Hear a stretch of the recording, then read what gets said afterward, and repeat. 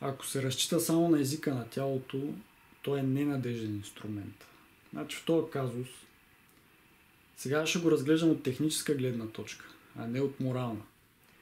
От морална тя има право да излъже, понеже тя знае какво е възприятието на хората за плеймейтките и разбира, че ако изтече така информация, хората ще си съставят определено мнение за нея. А понеже тя иска да пробива в певческата индустрия, тя не може да си го позволи това нещо. Така че за мен от морална гледна точка, въпреки че то вече изтече, е оправдано. Лъжата е оправдана. Но от техническа гледна точка има много фактори, които влияят дали една лъжа ще бъде открита или няма да бъде открита. Два са основните фактора. Първо, има ли съмнение за лъжа? Защото само когато има съмнение за лъжа, тогава човека, който се опита да открие истината, ще е ефективен. Това не зависи от никакъв език на тялото, никакъв body language, това са глупости. Езика на тялото е много малка частица от целият процес.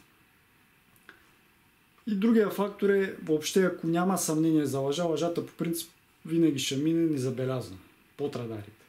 Значи най-основното нещо, има ли съмнение за лъжа. И в този казус има съмнение за лъжа, понеже гласа е получил информация. И тази информация вече създава съмнение в неговата глава и той ще иска да я тества. Имаш ли партньор в Щатите? Не, нямам. Сега той задава този въпрос, обаче тук влияят няколко психологически фактора.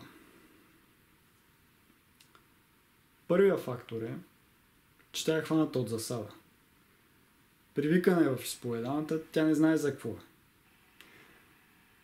Значи едното е засада. Втория фактор е авторитета. Когато си в изповеданията, ти не можеш да не отговаряш. Така е ситуация. Защо? Защото те са кондиционирани, обучени, както кучето на Павлов, че ако ти не изпълняваш, ще има последствия. Гласа може да ти спре тока, не може да си сготвиш, може да ти спре топлата вода в банята, създати дискомфорт, може да ти махне мебелите, някъде легнеш. Тоест, тук са два основни фактора. Един е, че е хваната от засада и втория фактор, психологически, авторитета. Другото основно нещо, освен тия два психологически фактора, е, че когато тя влиза в изповеданията, тя не знае за какво става въпрос. И разговорът започва: здрасти, как си? Нормалните неща. След това е кукичката. Гласа и казва: имам една информация, която искам да проверя. Брадър иска да провери една информация. Добре. Имаш ли партньор в Щатите? Не, нямам. Тая кукичка, че той иска да провери една информация, тя все още не знае за какво става въпрос.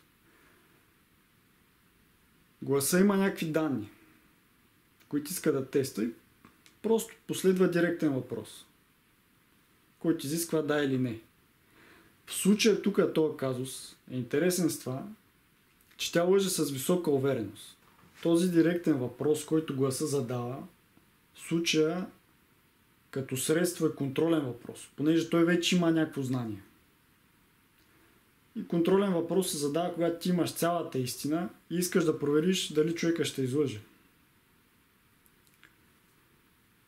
И отделно, ако те излъже, как ще излъже? Какви ще са му реакциите по тялото? Тук вече има значение езика на тялото.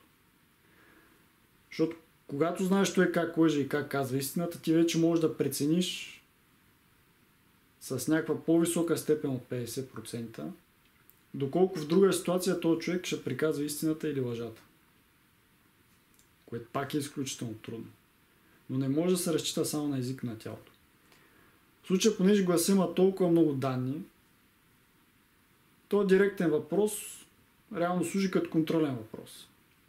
Тя обаче успява да излъже с висока увереност. Защо тя лъже с висока увереност? Това аз, изучавайки целия казус, вече го знам. Защото тя вярва, че няма как тази информация да изтече. Тя вярва. Но вярването не е знание. Тя не знае как е станала отечката. Но нейната вяра и дава увереност и тя успява да да лъже толкова уверен. Сега ако гласа, без да има тия данни, без да има тая информация, просто да даде контролен въпрос, просто да даде директен въпрос и тя отговори с тази увереност, лъжата ще мине 100%. Затова първото важно нещо е има ли съмнение за лъжа. И вече когато има съмнение за лъжа, тогава могат да се предприемат мерки. Когато няма съмнение за лъжа, повечето хора вярват, че могат фанат лъжа. Реалността показва съвсем друго нещо.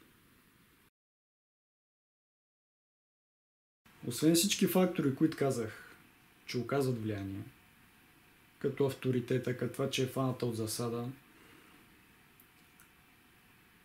е важно да се разбира как човек взема решения.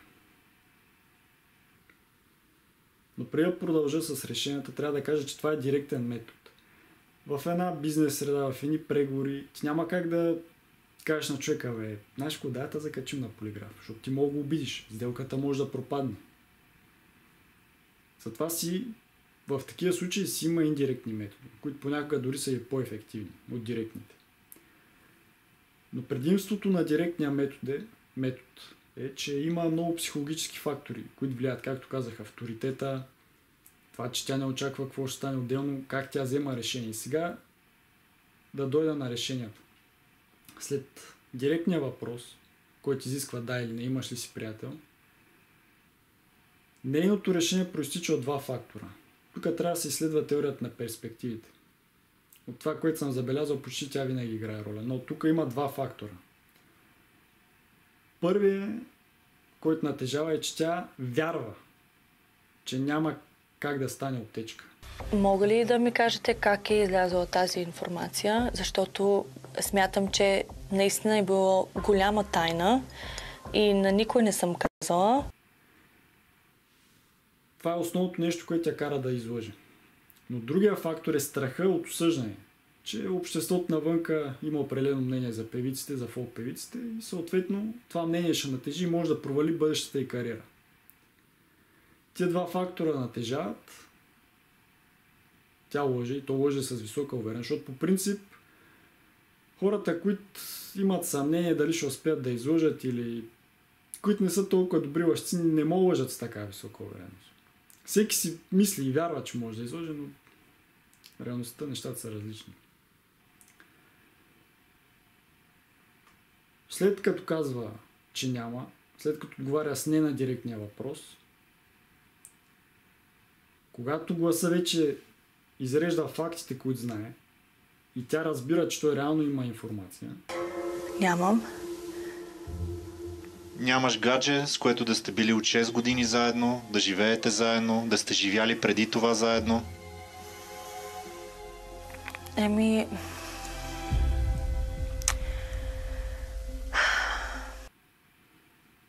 Последва, че тя трябва да вземе второ решение. Ако мълчи, ще излезе като лъжкиня. Лошо, понеже много хора гледат. Ако каже истината, пак не е в нейна полза. Тоест, тя има две загуби, от които трябва да избира. Пак тук опираме до теорията на перспективите. Кое натежава? Значи, ако ви обучавам, аз ще ви обуча как хората вземат решения. Защото те вземат решения според психологическия тип, който са.